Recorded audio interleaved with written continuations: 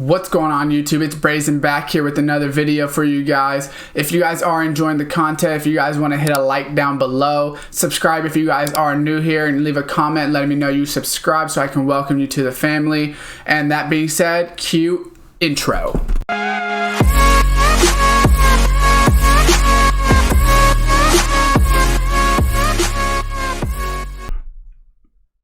What's going on YouTube, and welcome back to another Madden 21 video for you guys. Here today we got a lot of news for the 21 playbooks and AI gameplay updates, as you guys can read from the title. So this is pretty important. Some of this stuff they go over, some of it's not as too important, but some of it is definitely a lot more important. So I would definitely want to read it. So we're going to go ahead and get right into it. So from the NFL Live Playbooks 2.0. So basically it was something that was featured mid-game through Madden 20, and it was mid-game through like Ultimate Team as well as online. It was used in both. But basically what it does is if they come out with trick plays or different schemes, things like that during the regular season, they will add them on. So for instance, the Kansas City Chiefs got a new play. I forget what it's called. I think it was called like Circus or...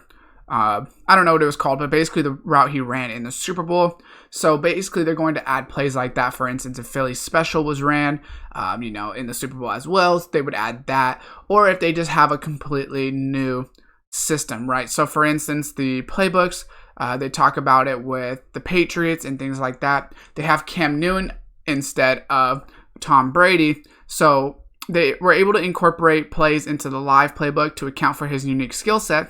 And we could probably know that there will be read options and things like that. But as the year goes on, depending on what the Patriots playbook is actually looking like, they can actually continue to update it. So then we're not stuck with the bad playbook if you want to use the Patriots for Cam Newton or whatever the case is. So with these offensive playbooks updates, they try to fix it for each team based off of head coaches, coordinators. They will have playbooks that content that reflect their schemes, because some of the teams, for instance, Carolina Panthers and Dallas Cowboys, got new coaches. So Panthers hired a new head coach and overhauled a majority of its coaching staff, as well as losing Cam Newton. They don't have that in here. But in years past, they've had so much read option because of Cam Newton. But now their playbook is going to be a lot different. Whereas the Cowboys got a new head coach, but they are keeping the offensive coordinator. So they're planning on keeping the previous offense for the most part, but if it changes a lot when the new season comes, then maybe they will go ahead and update it. I don't know if like they had read option in that playbook, but they should have like a couple plays of read option, because Dak does read option every once in a while. There might be more of a design keep, to be honest, but he definitely runs every once in a while, so I think that should be in there if it wasn't, but we will have to see how that goes.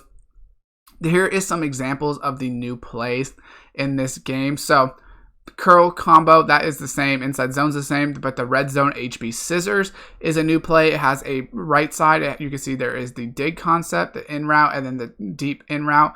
And then you have a post with the flat. And then I don't know if the running back is going to motion out or if he is just going to run this out of the backfield. But that route might take a while, but we will have to see how that goes. Right here is another play or another. So you have the play action boot, and then you have play, zone weak, and then play action boot corner. So the reason I really like what they're doing with this, and we don't know how it will actually work in game, but for instance, when we're looking at this, you see the halfback zone weak is the same handoff as the play action boot and the play action boot corner post.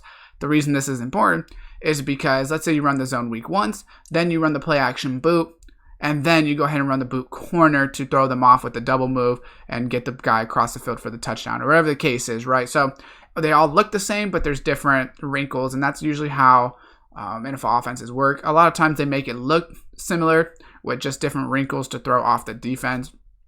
Right here, out of the gun trips, we see play action wide receiver in and mid draw are the same, but then they added this Dixie play, which is a kind of a out route from the running back, a kind of, I think it's probably a drag route from the slot receiver or the tight end, which it does look like it's a full wide receiver set. In route, and then a deep out or like kind of a corner with a go route on this side. So I kind of like that they're trying to make more base plays so that people don't have to audible as much, because I do feel like people overuse audibles in my opinion. Right here on the defensive playbook updates, they said that the main goal was to make them more unique by focusing on including the primary formations that each team used in real life. to help ensure that AI controlled teams more accurately play to the strengths of their personnel while making each opponent feel unique in the approach. So if a team has base out of 3-4, but they might not have 3-4 odd in their playbook, a team out of 4-3, but may not have 4-3 normal.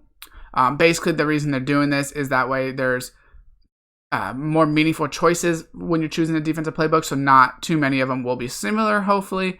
And then you have more formation and play options available for creating a custom defensive playbook as well, which is interesting. And then also they have the live playbook, so that will help with maybe blitzes and things like that. But defense, it doesn't make too much of a crazy difference. Now, I will say right here, the 4-3 even, just off the bat, looks cheesy. So we got, I wonder if I could that's probably way better. So 4-3 even right here, we can see linebacker, 2 linemen, middle linebacker, 2 linemen, outside linebacker. This looks like a solid, that's almost like a 6-man front. That looks like a really great formation in my opinion. Right here, the nickel 2-4-5 odd. So it's not the two, they're in the gap, but not in the same gaps. They're not only in the A gaps. Right here, he's going to be between those 2 linemen, and then he'll be between those 2 linemen on there as well, which technically number 90 is a linebacker, I believe. But instead of them both being double A gap, there is a new formation. Dime, sugar, wheat. You have 5 people in the front. So you have, I think 42 and 58 should be linebackers. Honestly, they might all be linebackers. In some sense, I don't know which ones of them will be linemen, maybe 94, 91, something like that, maybe 2 down linemen. But we can see we have these 2 corners out here as well. Really like that they're adding formations. Dollar, sugar. So kind of the same thing. This looks like a linebacker, 54, 55 looks like a linebacker with 3 down linemen. Just different ways to give looks, in my opinion, is really cool. 4-6 Cub. So it looks like 5 down linemen with 2 linebackers. Even though it's a 4-6 defense, it does look kind of like a 5 down lineman, like a 5-2. The 4-3 even, once again, that we saw. This is a little bit different variation, I believe. The nickel triple. So this 58 is a linebacker in here. I'm assuming these 4 are the down linemen, 94, 96, 91, and 52. And then 59 is obviously the other, with 24 looking like he's a little bit more pinched in here, which we don't know how that's actually going to play. And then we got dime rush, which 4 down linemen look pretty base with the linebacker right behind them. These 2 corners on the inside look good as well. So cool new formations. Hopefully it does actually make a difference, because I do think that is one of the issues, is that people are only running 2 or 3 formations. But hopefully if there's so many more formations that actually make a difference, depending on who you're playing against and what style they're playing, it'll be more of you have to actually pick and choose what you want to run. Right here, defensive adjustments to offensive motion system. Most fundamental element to playing defense is the proper alignment. So they talked about basically with the I-form tight motion was super unbalanced because of the way that the defense motioned against it. So what they're trying to focus on is basically a plan of action based on real life football concepts. The new adjust to motion system taps into the logic we use for defensive auto flip feature. Based on the defensive play call and the type of offense motion used, defenses will adjust to the change of strength to maintain proper alignments and run fake gap integrity by treating the motion same as an audible. So basically it will hope with the approach getting the defensive line more appropriately, they can remove some of the motion restrictions we have put in place for formations like I-form tight that were necessary for game balance. So basically what they're saying is some of the adjustments you weren't able to do on offense was because of the game balance. So instead of just having to tune those down, they're just going to make defense better and make them adjust quicker. Because I know a lot of times if you were someone that played against, let's say, the gun bunch, you made all of your adjustments and then they would flip it on you. They basically flipped it back and forth to see if they can mess you up, which was super, super annoying. And you can also turn this off in the settings menu, obviously. Pass coverage, they try to bring more balance to man coverage. They made improvements to press man. That way defenders will use more appropriate press man animations that scale per the matchup for the press versus release. Lower rated defenders in Madden 20 were too successful at winning press interactions. So basically, if I have 99 release and you have 72 pressing, I should be going by you pretty much every time. And it allows for more separation off the line of scrimmage versus outmatched defensive backs. We also tune man coverage so that receivers with higher route running versus defenders man coverage will have a slightly higher chance of winning on certain routes to cut down the field. Basically, this applies to the match zones such as cover 4 quarters palms versus trips. So basically, if they're running certain types of routes and you, depending on your man coverage, if it's really good, you'll guard better, but if not, you'll probably guard a lot worse. Right here, general play tuning. So subtle improvements to a number of legacy plays. Basically, what I believe that means is that legacy plays is like stretch dive, plays that have always been in from what I understand. What that will help, hopefully, is to change up the play calling, execute more plays that you may have avoided. So that way you have more of a difference of what you will actually do with your play calling, which is huge in my opinion. You need to have a lot of different plays be able to be called. Mentioned in the Gridiron Notes deep dive, they tune the speed of the handoff animations. That way they're the same either direction. And they also changed how block shedding works. So it'll be better time to match the point at which the ball carrier is out of the handoff animation and deciding which gap to run through that way. It says that the running plays are reliable, but still will bring balance to the overused plays such as stretch and dive. Before the snap, they updated the animations for pre-play motion, both for auto motion and manual motions. So this way, they move more realistically and athletically when in transition from one alignment to another. The motion movements are also contextually appropriate based on the player's position. So based on the type of play, formation, it'll hopefully help the way they motion, how they motion, where they motion, things like that. They added more variety in the receiver stances to look better for the body type, along with a new stance. Cleaned up with the issue with releases into their routes when not being pressed to get them into their routes and downfield faster to improve the timing of the passing game. So this one is really big and really important for me. Halfback slip screens have been adjusted. So first is the halfback getting a cleaner release on his route while avoiding traffic near the line of scrimmage. We also added functionality for the screen blockers to sometimes block a rusher in the inside gaps before releasing. That way they have enough time to get the ball off. Basically, I really like that they are trying to fix halfback screens because, well, they frankly really sucked and, they were just pretty terrible, to be completely honest with you. In addition to halfback improvements to screen passes, another new addition is halfback choice, which we will show you that. It's just basically a way to get them in the passing game. So if we go ahead and we can't bigamize it, I guess. But if you see flood swap right here, the halfback comes out. He can either go like curl, out, like in. It's basically like an option route, which they've already kind of had that, but it's a little bit different. Also, they did talk about with the wide receiver screen plays, such as like a play action jailbreak screen. You'll notice that receivers can immediately get up the field after catching the ball.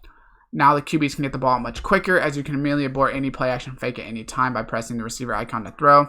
Feels similar to the RPO alerts. I think this is also huge because a huge problem is when a defense can send all out blitzes and you can't throw the ball right behind them.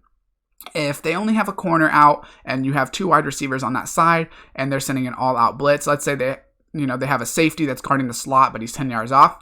If you throw a quick screen and you block the corner, you should be at least able to get up the field, if not break a tackle and get a ton of yardage. So hopefully that is more implemented because that will stop the cheese blitzes, in my opinion.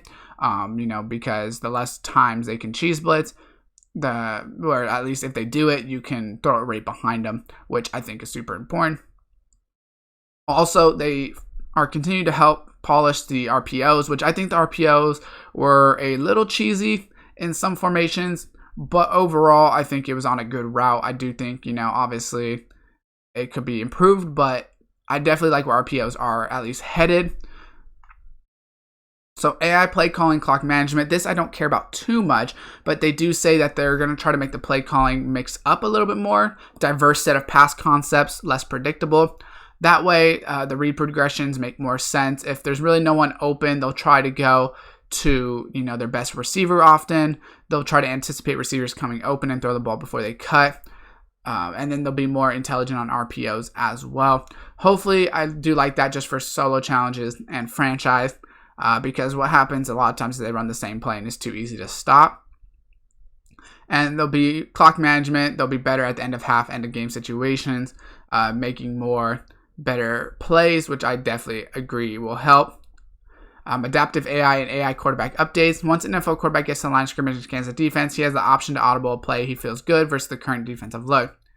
They're refining our adaptive AI logic, which will give the AI quarterback the ability to audible the pass concepts that are ideal for attacking certain defensive coverages. So basically, it'll take place after repeated defensive play calls. So if we're calling cover 3 every single time, or for this instant, it says to deal with all-out blitz plays, in some situations, we'll change the protection by keeping the halfback or tight end into pass block. That way, you will have to use different plays against AIs to make counter adjustments. So it'll improve the strategy in solo game sessions, so franchise, MUT solos, and make it more difficult to exploit the AI. So you can't just continue to run double A gap mid blitz. So totally down for that. I think that's a huge update as well. It says when the facing pressure, AI quarterbacks will play more to the true style of play. A scrambling quarterback will look to run with the ball if they can find an open running lane. Pocket passing quarterback will look to throw the ball away more when feeling under pressure, or even take those one-on-one shots down the field to favorable matchups. Playing against Lamar Jackson compared to Tom Brady is a completely different experience this year, so prepare to game plan accordingly. Super excited for that as well. And then they did say AI-controlled ball carriers. They're trying to fix the logic, so basically they are more intelligent when they're running down the field, the way they protect themselves, sliding in the open field, running out of bounds, just doing different things as running backs and different ball carriers and things like that. So definitely let me know what you guys think about these notes and how it's going. It does sound really cool, but we will have to see how it actually plays out. Unfortunately, I wasn't able to play the beta because I wasn't around for it. Wish I was able to, but I still think there is a lot of room for it to be really good. This game sounds really good right now, but we will have to see how that goes. Definitely drop a like on the video if you guys did enjoy it. Comment down below with any questions or just what you guys are seeing from what it sounds like and things like that. Subscribe and turn on that post notification bell. And as always, I will see you guys next time.